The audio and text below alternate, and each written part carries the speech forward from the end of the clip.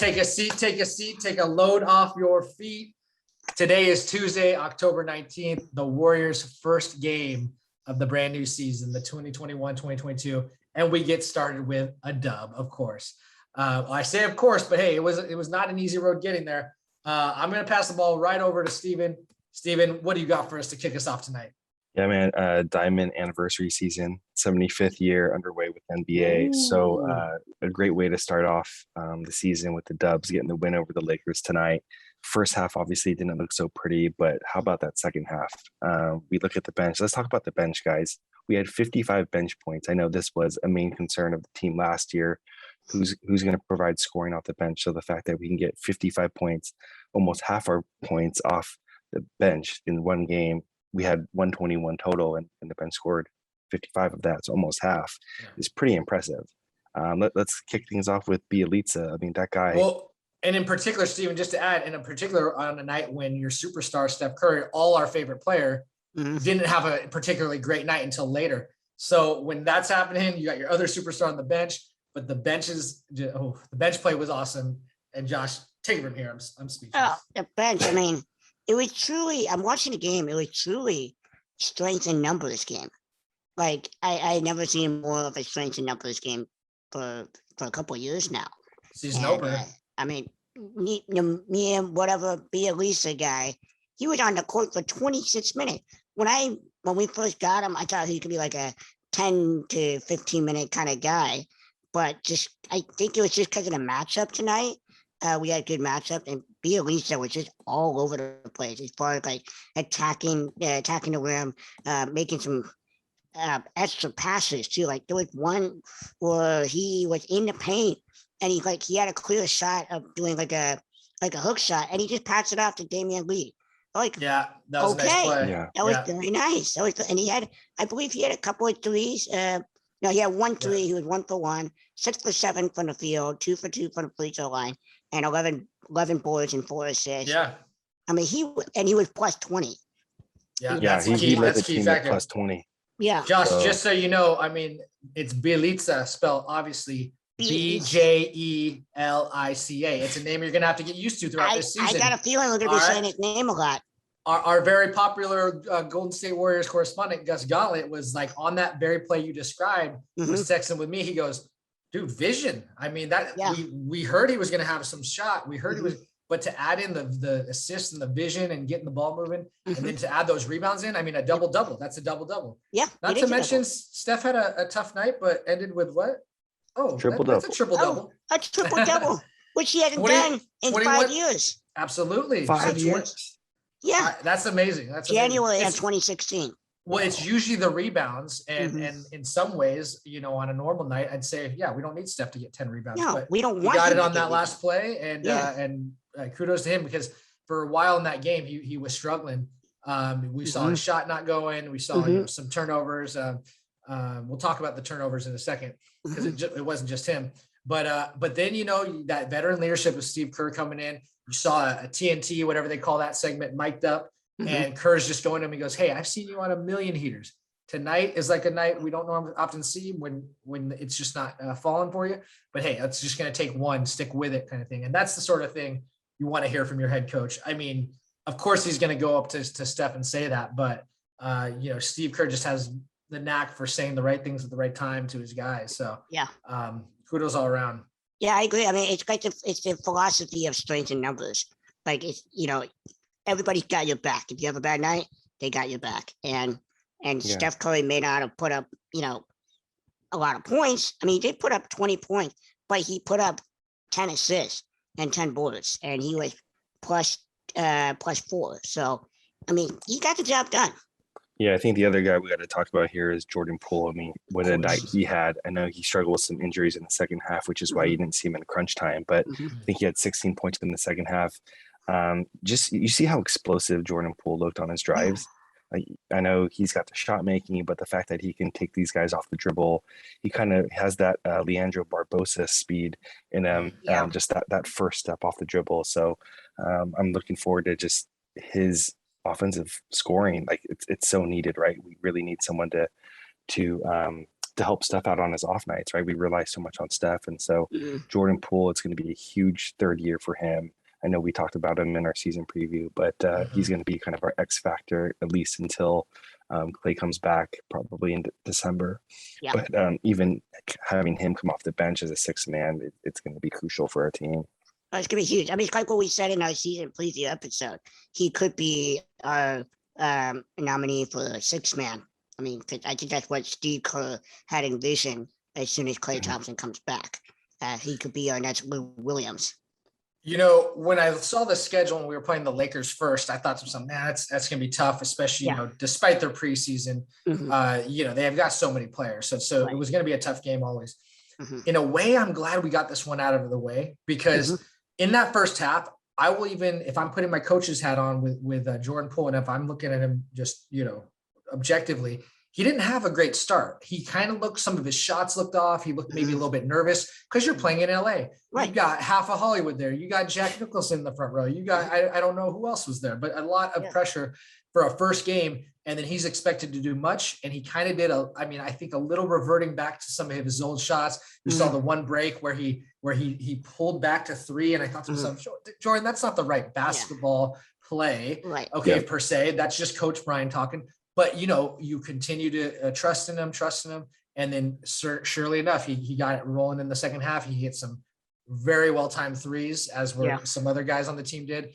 And so, he is going to be that guy. But again, if we see him have off nights or off halves or quarters, we just got to know that, hey, he hasn't been on that spotlight before. Yes, it's expected of him, but let's let him grow into that role and not just assume he's going to shoot 40% from three right off the bat, you know? Yeah, I agree. I mean, I think it was a struggle for everybody tonight. First game, first real game. And like you said, you're playing in front of a bunch of celebrities, Kevin Hart, Usher, all those people. Like, that's nerve-wracking. Not to mention the millions and millions of fans across the world. TNT, right? on national television. Yep. But, the Lakers are the oldest team in the NBA right now. And so they got veteran leadership. But what I thought was like the unsung hero in this game was actually Andrew Wiggins, because he was so aggressive. And that's what he's been kind of lacking. And I noticed that he was being a little more aggressive. And especially in that fourth quarter where we were up by, I think, 9 or something, like it was 2.5 minutes to go. And somebody shot a 3-pointer, shot clock was going. He came in out of nowhere, rebounds the ball, gives the ball back to Curry. 3 passes later, he's on the corner shooting a 3-pointer. Like, and saw that multiple times, Josh, to complete the play you were talking about earlier, where Bjelica went to the hoop and kind of looked off a guy on the near side corner, and then ended up kicking it to Lee. Lee misses it. We get an offensive rebound, which we created second chance opportunities. It got kicked around, and who did that end up with? Wiggins, and he hit the timely 3. I believe that was to pretty much break the game wide open. Just some timely plays, and you didn't see it come until kind of like it had already happened. You're like, wow. All of a sudden, I mean, a couple times I went out of the room and we had went on a 5-point run, so that's pretty awesome. It was a great game. And I think what really killed, I'll just say this, what really killed the Lakers was the free throw percentage. They were only 47%. That's terrible. That is so terrible. Yeah. And then to survive 67 points between LeBron and Anthony Davis is huge, right? They both had amazing games. Gosh. 38 in the first half. Jeez. Combined. 38 combined, and then to finish with 67. So they both had excellent nights. And the fact that you could steal a win in Los Angeles, beating LeBron, beating Anthony Davis, Russell Westbrook, Carmelo Anthony, Avery Bradley, who they just signed from the Warriors. So they got all these hodgepodge guys from all over. Dwight Howard.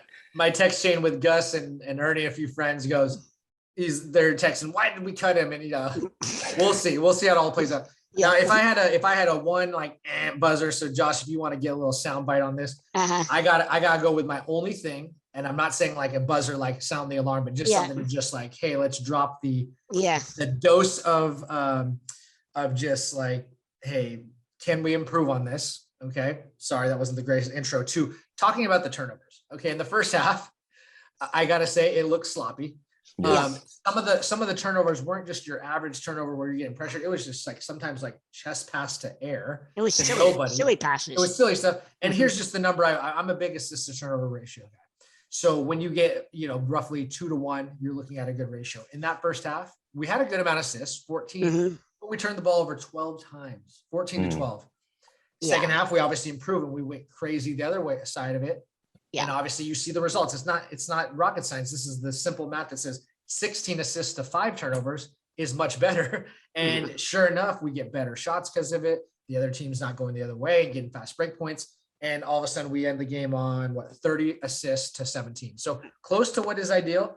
But I think if they look at that film and look at that second half and say, hey, this is what we want to be, not that first. Now the first half jitters of the first game of the season and so on. Okay. So yeah, I bet they're going to look at this and go, hey, totally preventable to not turn the ball over 12 times. Because if we came out and kept doing that in the second half, there's no way we got back in the game in the fashion that we did.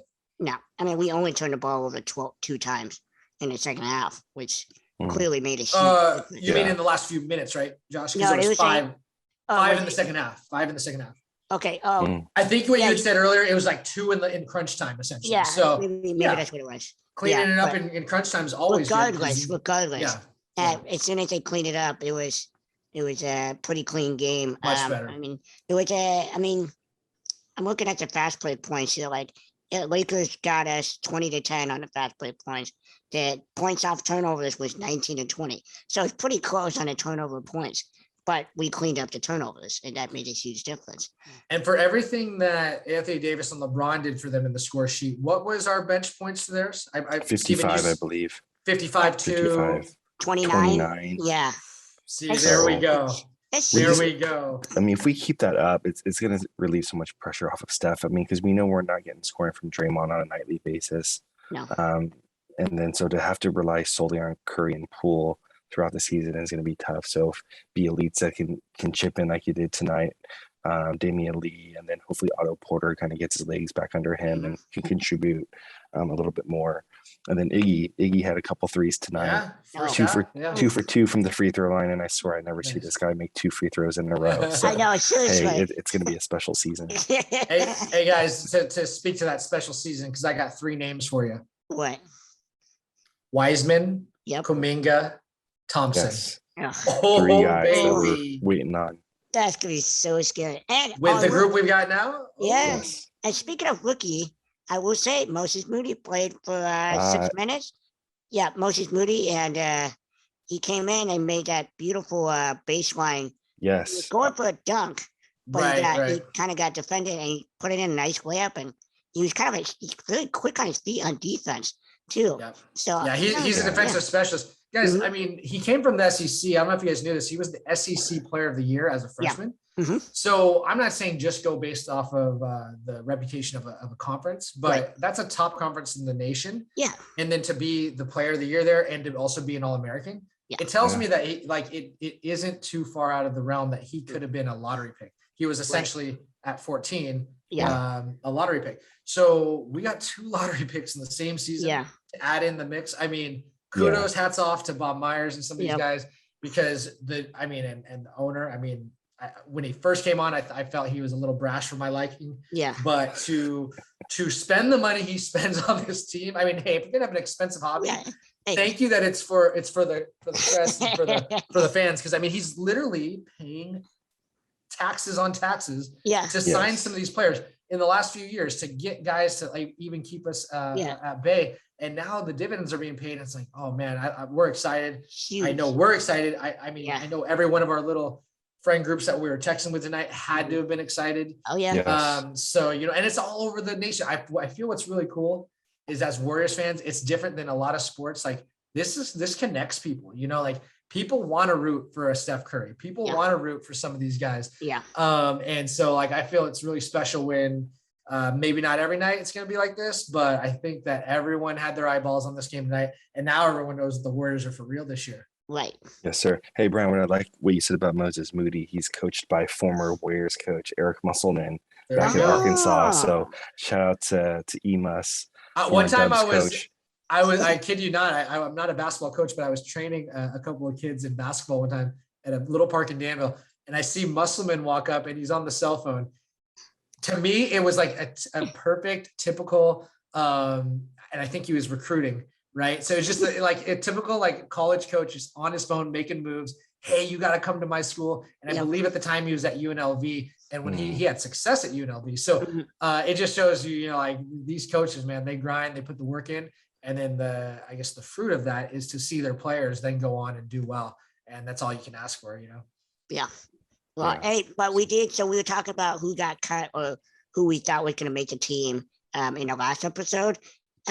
We didn't know this, guys, but when we were doing that episode, cuts were being made. So as soon as we got off, Steven here sent us an article that Avery Bradley got cut. To the Lakers. And then Gary Payton got cut. GP2's back though. Yeah, everyone got cut, but GP2 is back. And now he's back, and he played for a couple minutes. Guaranteed contract. Yeah, so that probably means two-way deal. Yeah, that's great because that means he can go down to Santa Cruz. Yeah. And then but we got Gary Payton back, so I'm a little excited about that. And we got a new guy.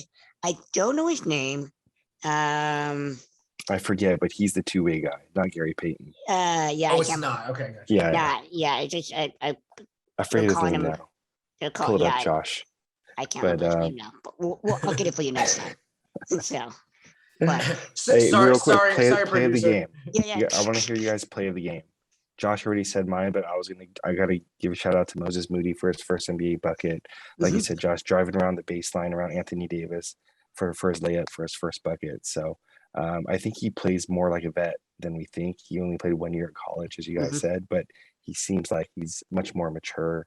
And Curry trusts him in the first NBA game. So it'll be cool to see him kind of develop this year.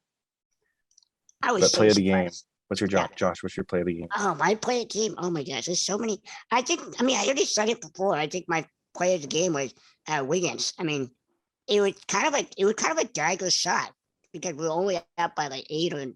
I can't remember how far, but like 2.5 minutes ago, it was still reachable for the Lakers. But then Wiggins came in out of nowhere with that huge defensive offensive rebound. 2 seconds later, he got the ball again. Think he's done. And I believe most everyone involved in that play was the bench. Bjelica.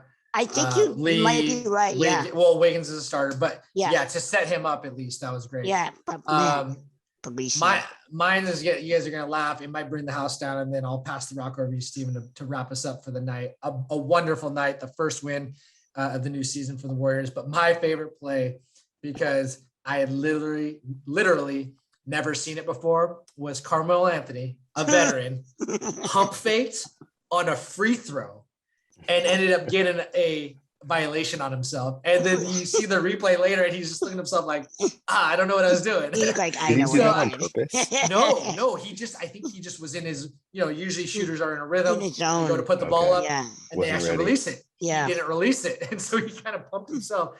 Everybody in the lane goes in the lane. They call the violation on Carmelo. So it just goes to show, man, these guys are human. Carmelo's been around for ages, going to go down as one of the best scorers. Shot to Fool. It could be on Shot to Fool this week. It might be. It might just end up being on there. Give JaVale a break. Yeah. All right, man. Well, hey, Steven, I'm passing it back to you. Wrap us up with your last words on just this first win. Last words. First win. I mean, I would say I saw the stat that Clay's last game was June 2019. So I can't believe how much has happened since then. So looking forward to 2.5 years absence and just his return. I mean, he comes back. I know you said you think Clay's my favorite player, and I guess he must be because I keep talking about him.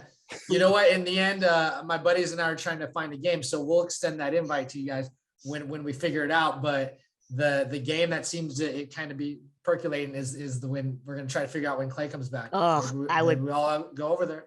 I would pay a stupid amount of money just to go to that game. Honestly, can you imagine how loud that crowd? $1 million. So I guess my last words is oh gosh, I had one a second ago, but now I can't remember. I'll let you do it, Brian. Today's game is brought to you by three words. The first one, Bjelica. Pronounce it now. Bjelica. Bjelica.